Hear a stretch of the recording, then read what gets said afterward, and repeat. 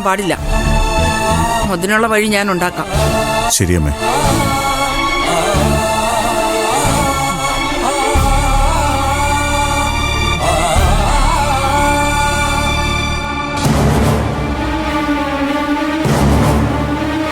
അപ്പൊ പൊന്നുമണി വീണ്ടും അവളുടെ തനി സ്വഭാവം കാണിച്ചു അല്ലേ സ്വാമി?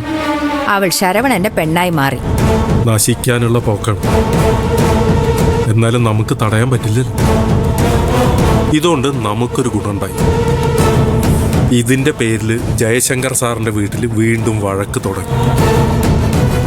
സാർ ഒരു ഭാഗത്ത്, മറ്റുള്ളവര് വേറെ ഭാഗത്ത്. അതൊക്കെ മാറിക്കോളും. വീടാകുമ്പോ വഴക്കൊക്കെ പതിവല്ലേ സ്വാമി? അതിനധികം ആയുസുണ്ടാവില്ല. ഇതങ്ങനെയൊന്നുമല്ല തങ്കച്ചി. ഈ വഴക്ക് തീരുന്നു ഞാൻ കരുതുന്നില്ല. മാനസികമായിട്ട് വലിയ അടുപ്പത്തിലല്ല ഇപ്പൊ സാറും നിരഞ്ജൻ സാറും. അഭിപ്രായ വ്യത്യാസം വരുന്നത് എപ്പോഴാണെന്നറിയാലോ?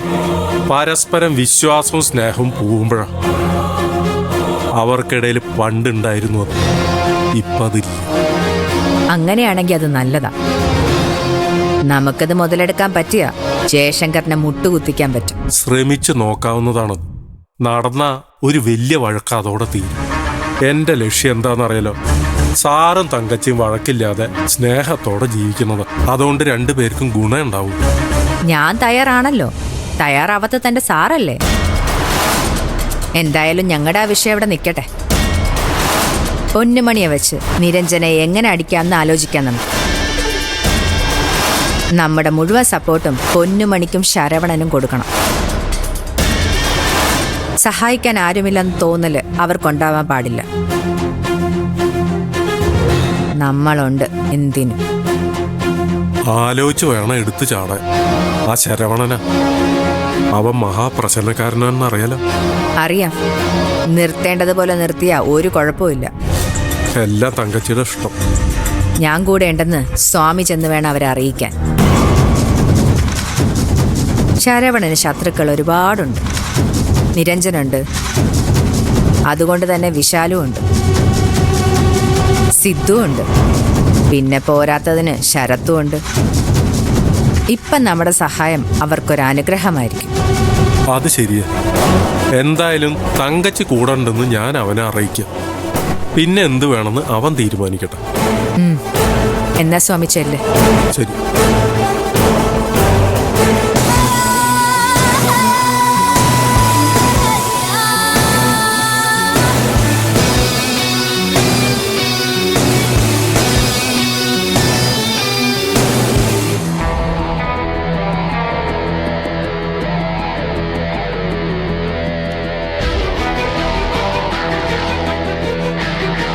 എന്തായി?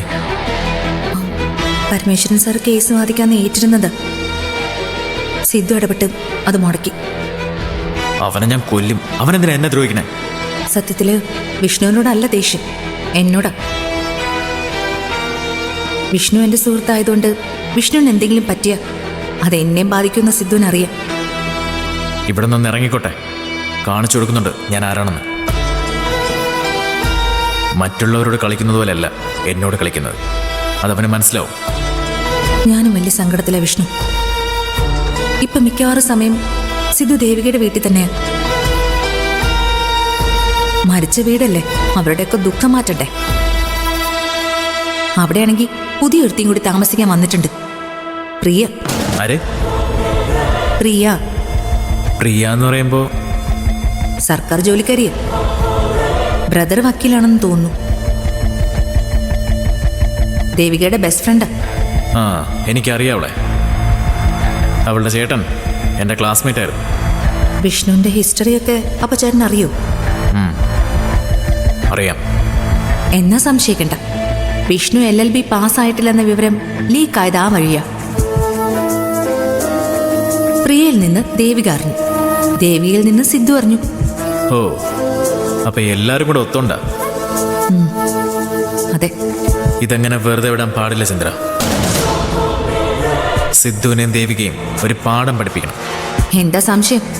ആദ്യം പഠിപ്പിക്കേണ്ടത് ആ ദേവികയെ. അവളൊതുങ്ങിയ സിദ്ധുവിന്റെ പത്തി താഴും. ദേവികയെ ഒതുക്കാൻ എന്തെങ്കിലും വഴിയുണ്ടോന്ന് ആലോചിക്കും. നീ പേടിക്കണ്ട. എന്നെ ഇവിടെ നിറക്കി തന്നാൽ മതി. വേണ്ടതൊക്കെ ഞാൻ ചെയ്തോളാം. പരമേശ്വര സാറല്ലെങ്കിൽ വേറൊരാള്. നമ്മൾ പുതിയ വക്കീലിനെ കണ്ടുപിടിക്കും. ഇനി അധികം താമസമൊന്നുമില്ല. വിഷ്ണുവിന് ഉടനെ പുറത്തിറങ്ങാൻ പറ്റും. ഞാനിവിടെ നിന്നിറങ്ങിയ അന്ന് തൊട്ട് തുടങ്ങും അവളുടെയും കഷ്ടകാലം. എനിക്കറിയാം ദേവിക എന്ത് ചെയ്യണമെന്ന്. ഞാനത് ചെയ്യും.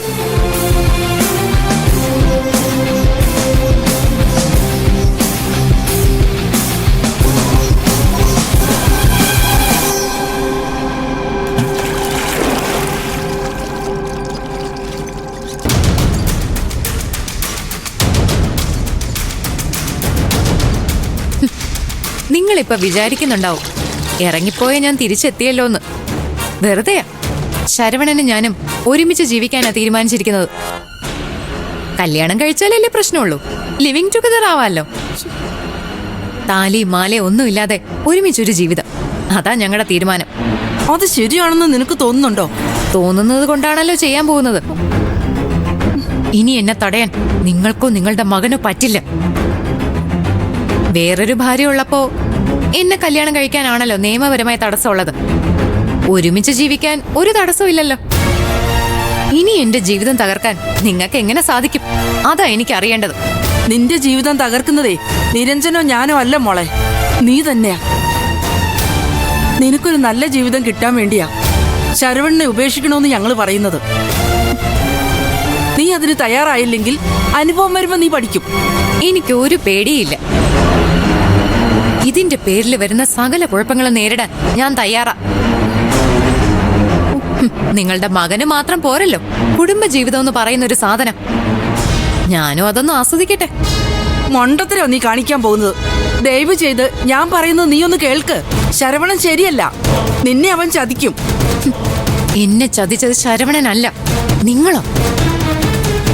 നിങ്ങൾ ചതിച്ചത്രയും എന്നെ ഈ ജീവിതത്തിലെ വേറെ ആരും ചതിച്ചിട്ടില്ല, ചതിക്കയില്ല.